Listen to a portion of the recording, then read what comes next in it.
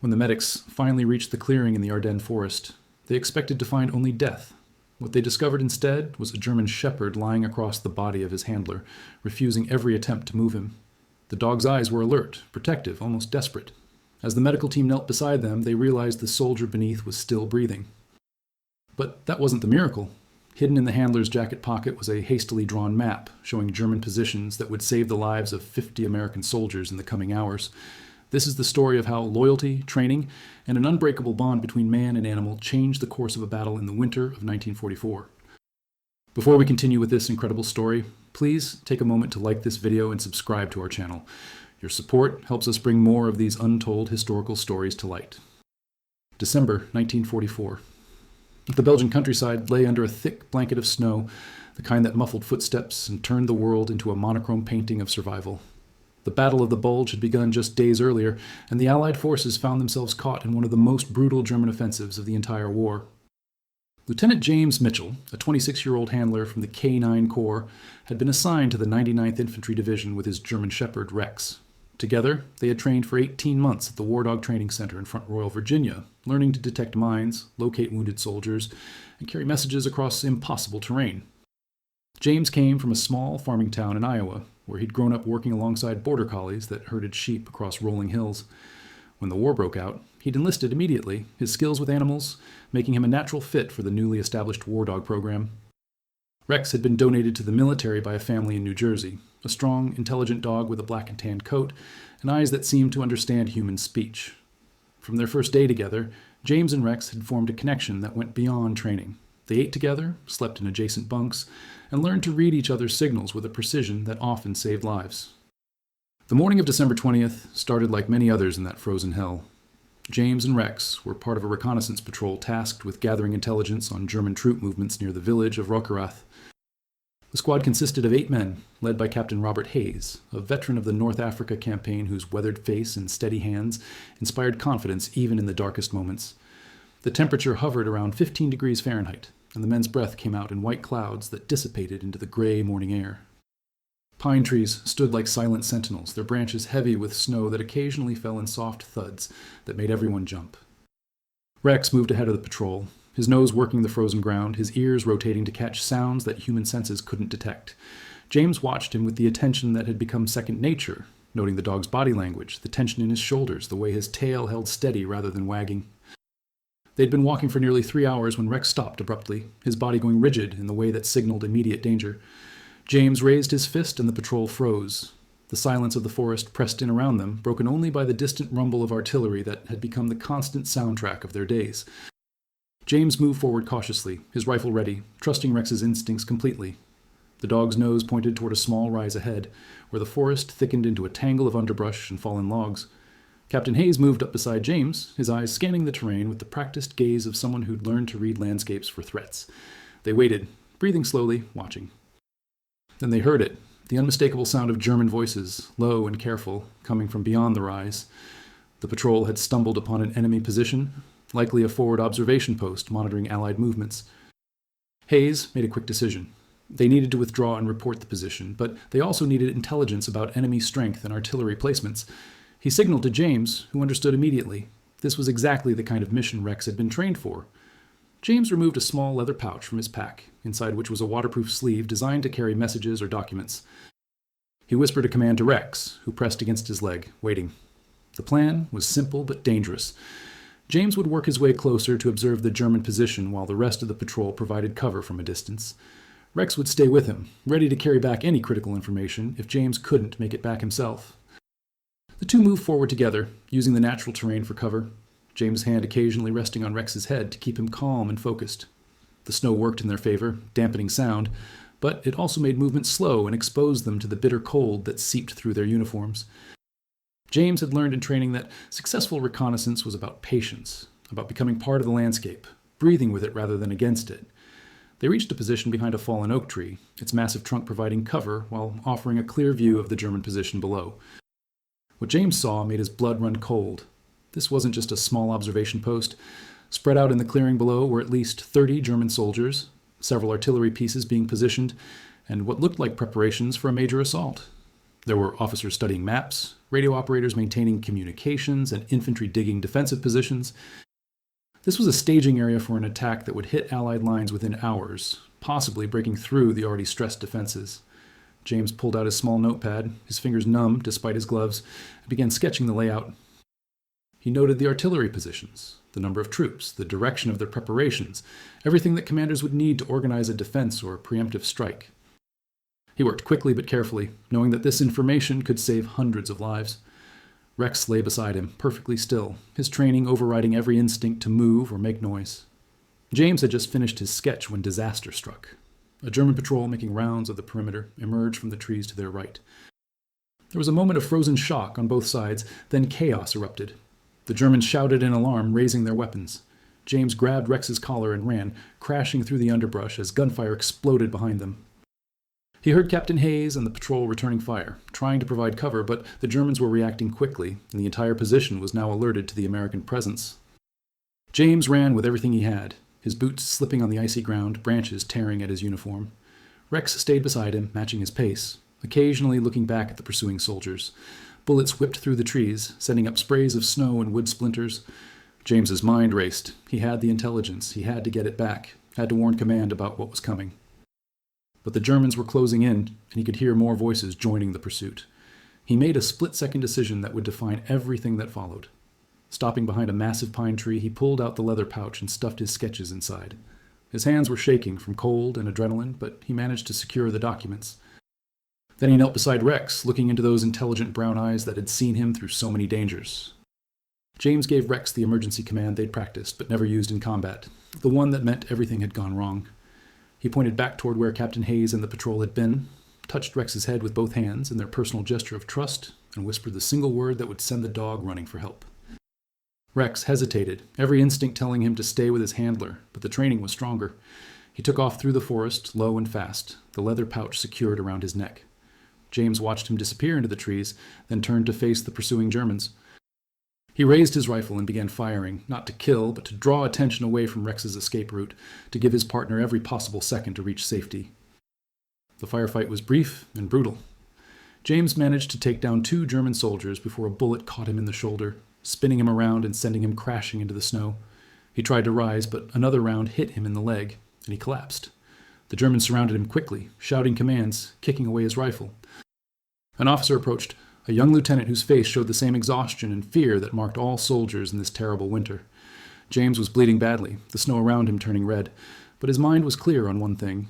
He'd done his job. Rex had the intelligence, and if anyone could make it through, it was that dog. The Germans dragged James away from the immediate combat zone, binding his wounds roughly to keep him from bleeding out before they could interrogate him. They'd learned from experience that American soldiers often carried valuable information, and a captured reconnaissance member was a prize worth keeping alive. James was taken to a temporary holding area, little more than a cleared space among the trees where several other wounded Americans were being guarded. The pain in his shoulder and leg was excruciating, made worse by the cold that seemed to amplify every injury. He drifted in and out of consciousness, his thoughts always returning to Rex. Had he made it? Had he found the patrol? Would anyone understand what the sketches meant? Meanwhile, Rex was running. The German shepherd moved through the forest with a speed and determination that came from months of training and an understanding that transcended simple obedience. He could hear the sounds of combat behind him, the sharp crack of rifles, the deeper boom of grenades, but he didn't stop. His paws found purchase on the frozen ground through instinct and memory, following the scent trail back toward where the American patrol had been. When he reached the position, he found it abandoned except for one soldier, Private Miller, who'd been hit in the initial exchange and couldn't move. Miller saw Rex emerge from the forest and immediately understood something had gone terribly wrong. The dog was alone, and James Mitchell never sent Rex anywhere without a crucial reason. Miller managed to retrieve the leather pouch from around Rex's neck, his hands trembling from injury and cold. Inside, he found James's sketches, and even through his pain, he recognized their importance. But Miller couldn't walk, couldn't carry the intelligence back to command. He looked at Rex, and an idea formed. He'd watched James work with the dog for weeks, had seen their communication. Using commands he'd heard James use, Miller reattached the pouch and pointed in the direction of the American lines. He gave Rex the command to go to find help, and the dog took off once more. This time he was running a race against time itself, carrying information that dozens of lives depended on, while his handler lay wounded and captured somewhere behind enemy lines. Rex ran for nearly 2 hours, navigating terrain that would have been challenging for experienced soldiers. He crossed frozen streams, avoided German patrols by instinct and caution, and finally burst into an American position near the village of Elsenborn. The soldiers there were shocked to see a war dog appear alone, clearly exhausted, with an urgent energy that communicated distress. A young corporal recognized Rex from previous encounters with the K-9 units and immediately brought him to the command post. Major Williams, the battalion commander, personally removed the leather pouch and spread James's sketches on his map table. What he saw there changed everything. The intelligence was incredibly detailed, showing German positions that reconnaissance aircraft hadn't been able to spot through the heavy cloud cover. The artillery placements, the troop concentrations, the apparent direction of the planned attack, all of it was there in James's careful drawings. Major Williams immediately got on the radio to higher command, relaying the information while simultaneously ordering his units to reposition. Artillery coordinates were calculated, defensive positions were reinforced, and reserve units were moved to block the anticipated German advance. The entire operation was set in motion because of what one soldier and his dog had discovered. But Rex wasn't finished. As the Americans prepared their response, the German shepherd began showing signs of distress. He paced, whined, kept returning to the direction he'd come from. Sergeant Thomas, who had worked with war dogs in training, understood. Rex was trying to tell them that his handler was still out there. Typically, military protocol wouldn't allow a rescue mission for a single soldier, especially when that soldier might already be captured or dead. But Major Williams made a decision that spoke to the debt they owed to the intelligence James had provided. He authorized a small team to follow Rex back, to see if there was any chance of recovering Lieutenant Mitchell. A squad of 6 men, led by Sergeant Thomas, and including a medic named Corporal Anderson, set out with Rex just as dusk was falling. The dog led them with unerring accuracy, retracing his path through the forest. They moved carefully, knowing they were heading into territory the Germans now controlled. After nearly 3 hours of cautious progress, Rex suddenly stopped and went low, his body language screaming danger. The Americans took cover and watched as a German patrol passed within 50 feet of their position. Once the enemy soldiers were gone, Rex continued forward, more slowly now, until he brought them to a small clearing. There, guarded by only 2 German soldiers, were 7 wounded American prisoners, including James Mitchell. What happened next was a carefully coordinated action that the men would remember for the rest of their lives. Sergeant Thomas positioned his squad around the clearing, waiting for the right moment. When one of the German guards walked away to relieve himself, they struck. 2 silent shots from suppressed weapons took down the guards before they could raise an alarm. The Americans moved quickly, cutting the prisoners' bonds, evaluating who could walk and who needed to be carried. James was conscious but weak from blood loss. When he saw Rex, his face transformed, tears mixing with the grime of combat. Rex pressed against him, whining softly, and James wrapped his arms around the dog's neck, understanding that somehow, impossibly, his partner had brought help. The journey back was a nightmare of cold, pain, and constant fear of discovery. 2 of the prisoners had to be carried on improvised stretchers, slowing their progress to a crawl. James, despite his injuries, insisted on walking with support, one arm around Corporal Anderson, his other hand resting on Rex's head. They heard German patrols several times, once coming so close that they had to hide in a frozen creek bed, the icy water soaking through their uniforms and threatening hypothermia. But Rex seemed to sense every danger before it arrived, alerting them with enough time to hide or change direction. Hours passed in a blur of exhaustion and determination, each step a small victory against the odds. They finally reached American lines just before dawn on December 21st, stumbling into a forward position where exhausted soldiers were preparing for the German attack that James's intelligence had warned them about. James was immediately taken to a field hospital where doctors worked to stabilize him. The wounds to his shoulder and leg were serious but not fatal, and the medical staff was confident he would survive, though his combat days were over. As they prepared him for surgery, James refused to let them proceed until he knew what had happened with his intelligence. A young lieutenant sent by Major Williams came to his bedside and explained everything. The German attack had come exactly as James' sketches had predicted, but this time the Americans were ready. Artillery strikes had hit the German staging area before they could fully deploy, destroying several of their guns and causing significant casualties. Infantry positions that would have been overrun were instead reinforced and held against the assault. The battle that followed was still brutal, still costly, but the outcome was never in doubt. By the time James heard this report, estimates suggested that his intelligence had saved at least 50 American soldiers from death or capture, possibly many more. The young lieutenant's voice was thick with emotion as he told James that he was being recommended for the Silver Star, and that Rex was being considered for the Dickin Medal, the highest honor for military animals. James listened to all of this, but his focus kept returning to Rex, who'd been allowed into the medical tent and now lay beside his bed. The dog's presence was calming, a reminder that, despite all the horror and chaos of war, some bonds remained unbreakable. James reached down and ran his fingers through Rex's fur, feeling the solid warmth of his partner, and whispered a promise that they would go home together, that whatever happened next, they would face it as they'd faced everything else. The next weeks were difficult. James's wounds healed slowly, complicated by infection and the general strain his body had endured. The field hospital where he recovered was a sprawling complex of tents and temporary buildings, filled with the sounds of pain and the smell of disinfectant that never quite masked the underlying scent of blood and suffering. The nurses and doctors worked with exhausted determination, moving from bed to bed, performing miracles with limited supplies and endless shifts. James occupied a cot in a tent with 11 other wounded soldiers, each with their own story of survival, each carrying wounds both visible and hidden. Rex stayed with him throughout his recovery, sleeping beside his bed, eating when James ate, providing a constant companionship that the doctors recognized as crucial to his patient's mental state. At first, the hospital commander had objected to having a dog in the medical facility, citing regulations and concerns about hygiene. But Dr. Margaret Sullivan, a veteran Army nurse from Massachusetts who'd seen too many soldiers give up the will to fight for their lives, had intervened. She'd watched James in those first critical days after his rescue, seen how his vital signs stabilized when Rex was near, how his pain seemed more manageable when he could reach down and touch his partner's fur. She'd argued passionately that Rex was as much a part of James's treatment as any medicine they could provide, and eventually the commander had relented. The bond between them had been tested in the worst possible circumstances and had emerged stronger than ever. In the quiet hours of the night, when pain made sleep impossible, James would talk to Rex in whispers, sharing memories of home, of the farm in Iowa where corn grew tall in the summer and snow covered everything in peaceful silence during winter. He'd tell Rex about his plans for after the war, about how they'd work the fields together, about the life they'd build far from the sounds of artillery and the smell of cordite. Rex would listen with those intelligent eyes, occasionally licking James's hand, providing comfort that transcended species and circumstance. Other soldiers in the hospital would come to visit, wanting to meet the dog who'd saved so many lives. They'd arrive on crutches or in wheelchairs, some missing limbs, others carrying wounds that would never fully heal.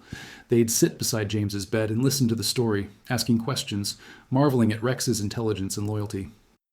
Some would share their own stories of animals they'd known in combat, horses that had carried them through impossible terrain, mules that had transported supplies under fire, even cats that had provided companionship in foxholes and bunkers. These conversations created a community of shared experience, a recognition that the war had revealed not just human capacity for destruction, but also the extraordinary bonds that could form between species under the most challenging conditions. Rex tolerated their attention with patient dignity, though his eyes always returned to James. He'd allow the soldiers to pet him, would accept treats offered with trembling hands, but his focus remained unwavering on his handler. The medical staff began to notice something remarkable. On days when Rex made his rounds through the hospital visiting other wounded soldiers, the atmosphere in the wards seemed lighter. Men who'd been withdrawn and uncommunicative would smile and reach out to touch the dog's fur. Those struggling with nightmares and flashbacks reported sleeping better after spending time with Rex. It was as if the dog's presence reminded them that goodness still existed in the world, that loyalty and love had survived the war intact. Private First Class. Danny Morrison, a young soldier from Tennessee who'd lost his left leg to a mine, became particularly attached to Rex. He'd been sinking into depression, refusing physical therapy, turning away from visitors. But when Rex was brought to his bedside, something changed. Danny had grown up with hunting dogs, and the familiar feel of a dog's presence awakened something in him that medical intervention hadn't been able to reach. He began talking to Rex about his own dogs back home, about the blue-tick coonhound named Belle who'd been his constant companion since childhood. James encouraged these visits, understanding that Rex was providing a kind of therapy that went beyond the physical, touching the deep psychological wounds that war inflicted. As Danny began to recover emotionally, he started attending physical therapy sessions, determined to walk again so he could return home to Belle. He'd tell James and Rex about his plans, about how he'd adapt his life to accommodate his injury, about the future he was building in his mind. It became a pattern throughout the hospital. Soldiers who'd lost hope would spend time with Rex and begin to find reasons to fight for recovery. The dog became an unofficial mascot, a symbol of resilience and the possibility of healing. Dr. Sullivan documented these observations, writing reports that would later contribute to the formal recognition of animal-assisted therapy in military medicine. Captain Hayes, who'd led the original patrol, came to visit James in early February.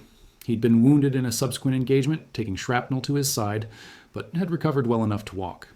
He sat beside James's bed, and the two men talked about that day in the forest, about the decisions made in split seconds that had led to so many being saved. Hayes told James that he'd written a detailed commendation, not just for the Silver Star James had already received, but also documenting Rex's actions for military records. He believed that the story needed to be preserved, that future generations of soldiers should know what one handler and his dog had accomplished. Hayes also brought news from the front. The Battle of the Bulge had finally ended in late January, with the Germans pushed back and their offensive broken. The intelligence James had provided had been a turning point in the defensive sector, allowing American forces to blunt the attack before it could achieve its objectives. Hayes had spoken with some of the battalion commanders who'd used James' sketches to position their forces, and they'd estimated that the early warning and detailed positioning information had prevented what could have been a catastrophic breakthrough. The number 50, representing lives directly saved, was actually conservative. When counting the cascading effects of preventing that breakthrough, the impact might have affected hundreds of soldiers and civilians. This information had a profound effect on James. He'd understood intellectually that his mission had been successful, but hearing the full scope of the impact brought both pride and a heavy sense of responsibility. He thought about the German soldiers he'd seen in that clearing, young men like himself who'd been following orders, fighting for their own country.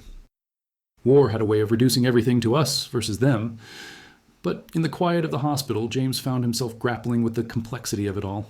He'd done his duty, had saved American lives, but the cost in human terms on both sides weighed on him. Rex seemed to sense these dark moments, pressing closer, offering silent comfort that asked nothing in return. In late January 1945, James received his Silver Star in a small ceremony at the hospital. Major Williams himself came to present the medal, along with several of the soldiers whose lives had been saved by the intelligence James had gathered. The ceremony took place in the largest tent, cleared of beds for the occasion, with dozens of recovering soldiers in attendance. Some arrived on crutches, others were wheeled in on gurneys, but all came to witness the recognition of the man and dog who had become symbols of hope in that bleak winter. Major Williams spoke before the assembled soldiers, his voice carrying across the quiet tent. He described the action in detail, explaining how James's reconnaissance had provided the crucial intelligence that changed the battle's outcome. He talked about the courage required to stay in position while sketching enemy positions under threat of discovery, about the decision to send Rex for help while drawing enemy fire. His words painted a picture of heroism that went beyond simple bravery, encompassing sacrifice, quick thinking, and an unshakable bond between handler and dog. The soldiers listened in absolute silence, many of them understanding for the first time the full scope of what had happened. When Major Williams finished speaking, the applause was thunderous, echoing off the canvas walls. They shook James's hand, thanked him, some with tears in their eyes, understanding that they owed their survival to the courage of a man and his dog. Rex sat beside James during the ceremony, and when the major pinned the medal to James's hospital gown, he also presented Rex with a special commendation, acknowledging the dog's extraordinary service. It wasn't the Dickon Medal, which required approval from British authorities and took time, but it was recognition nonetheless. The commendation came with a small medal that was attached to Rex's collar, a simple bronze disc that the dog would wear for the rest of his life. As spring approached and the war in Europe moved toward its conclusion, James and Rex were declared fit for transport back to the United States. They traveled on a hospital ship, James still walking with a limp that would stay with him for life, Rex at his side every step of the way. The crossing was smooth, and as they sailed into New York Harbor and saw the Statue of Liberty rising in the distance, James felt something he hadn't experienced in months: hope. The war had taken so much from so many, but it had also shown him the depth of loyalty, courage, and sacrifice that existed in both humans and animals. James returned to Iowa, to the farm where he'd grown up, bringing Rex with him. The Army had a policy of euthanizing war dogs after their service, considering them too dangerous for civilian life, but James had fought against this with every resource he had. He'd written letters, made appeals, pulled every string he could find. His Silver Star had given him a platform, and his story had attracted attention. Finally, after months of bureaucracy and advocacy, he received permission to adopt Rex officially. The dog who'd saved 50 soldiers would get to live out his life in peace on a farm in Iowa with the man he'd never abandoned. They spent the next 12 years together, James working the farm with his father, Rex always nearby, no longer young and fast, but still alert, still loyal. Children from nearby farms would come to hear stories about the war dog who'd become a hero, and James would tell them simplified versions, always emphasizing the importance of loyalty, training, and trust. He'd learned from the war that heroes came in many forms, that courage wasn't always about grand gestures, but sometimes about refusing to leave, about running through danger to fetch help, about the bonds that connected all living things. Rex passed away in 1957 on a warm summer evening, lying in his favorite spot on the porch overlooking the fields. James was with him, holding the old dog's head, whispering the same words of comfort and companionship that had sustained them through the darkest days of winter in the Ardennes. When Rex took his last breath, James felt a grief as profound as any he'd experienced, but also gratitude for the years they'd shared, for the miracle of their survival, for the lesson that love and loyalty could endure even in the face of war. James lived until 1998, and in his final interview with a local historian documenting World War II veterans, he was asked what he considered his greatest achievement in life.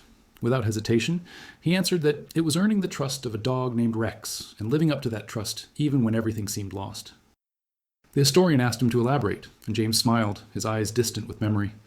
He said that Rex had taught him what it meant to be truly faithful, to never abandon those you love, to keep running even when exhausted, to believe that courage and determination could overcome impossible odds.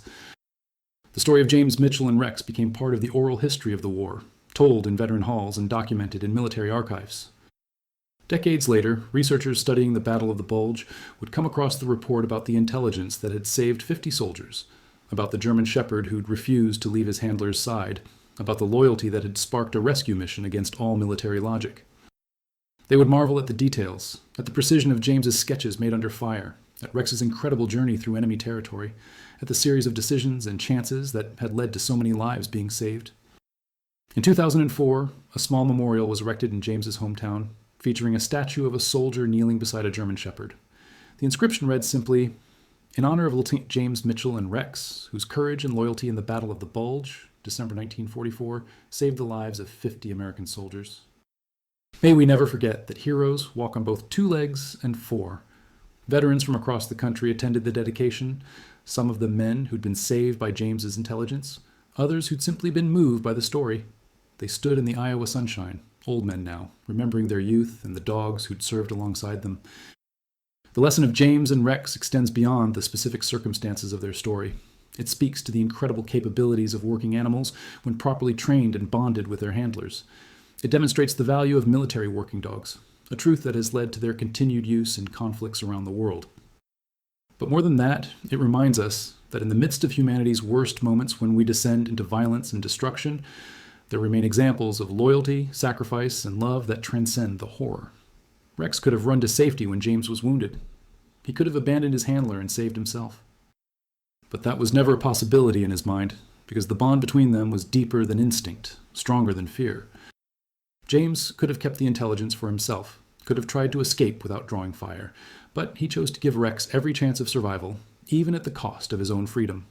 These choices, made in moments of extreme stress and danger, reveal character in ways that peacetime never could.